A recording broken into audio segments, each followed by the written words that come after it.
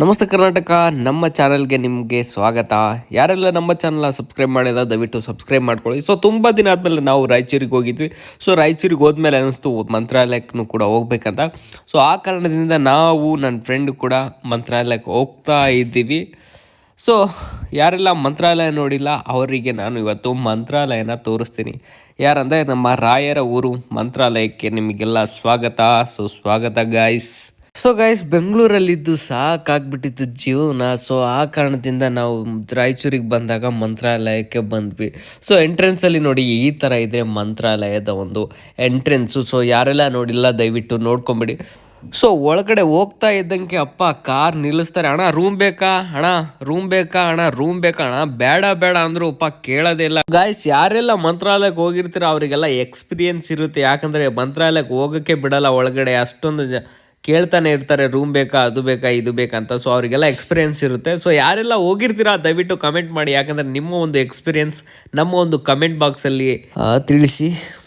So ಏನಂದರೆ guys, ರಾಯರ ಮೇಲೆ ಒಂಥರ ಭರವಸೆ. ಸೊ ಗಾಡಿ ತಗೊಂಡ್ಮೇಲೆ ನಾನು ಇದು ಸೆಕೆಂಡ್ ಟೈಮ್ ಹೋಗ್ತಾ ಇರೋದು ಅಲ್ಲಿಗೆ.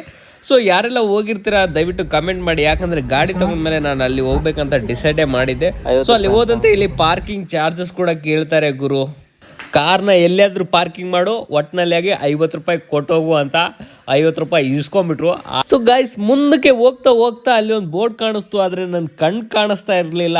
ಆ ಕಾರಣದಿಂದ ಸ್ವಲ್ಪ ಜೂಮ್ ಮಾಡಿದೆ ಬೋರ್ಡಲ್ಲಿ ಏನು ಬರ್ದಿದೆ ಅಂತ.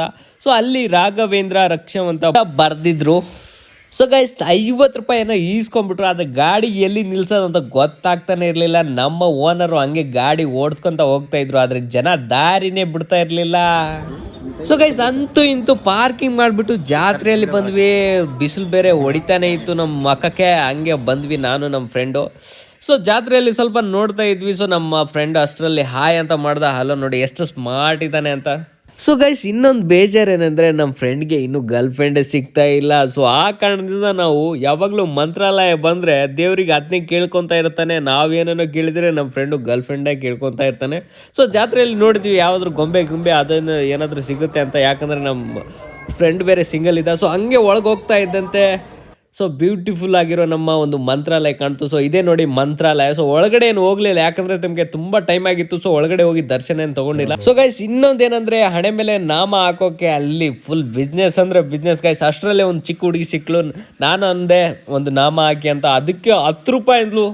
ಸೊ ಕೊಡೋಣ ಅಂತ ನಾನು ಆ ಹುಡುಗಿ ಕೈಲಿ ನಾಮ ಹಾಕ್ಸ್ಕೊಂಡೆ. ಸೊ ಈವ್ನಿಂಗ್ ಟೈಮಲ್ಲಿ ಅಲ್ಲಿಂದ ಒಂದು ವ್ಯೂ ನೋಡೋಕ್ಕೆ ಸಖತ್ತಾಗಿತ್ತು. ಸೊ ಅಲ್ಲಿಂದ ಮುಗಿಸ್ಕೊಂಡು ನಾವಿನ್ನೇನು ನಮ್ಮ ಒಂದು ಪಯಣನ ಬೆಂಗಳೂರು ಕಡೆ ನಡೆಸಿದ್ವಿ. ಸೊ ನೆಕ್ಸ್ಟ್ ವಿಡಿಯೋದಲ್ಲಿ ಸಿಗೋಣ. ಸೊ ಯಾರೆಲ್ಲ ಸಬ್ಸ್ಕ್ರೈಬ್ ಮಾಡಿಲ್ಲ ದಯವಿಟ್ಟು ಸಬ್ಸ್ಕ್ರೈಬ್ ಮಾಡ್ಕೊಳ್ಳಿ ಗಾಯ್ಸ್. ಧನ್ಯವಾದಗಳು.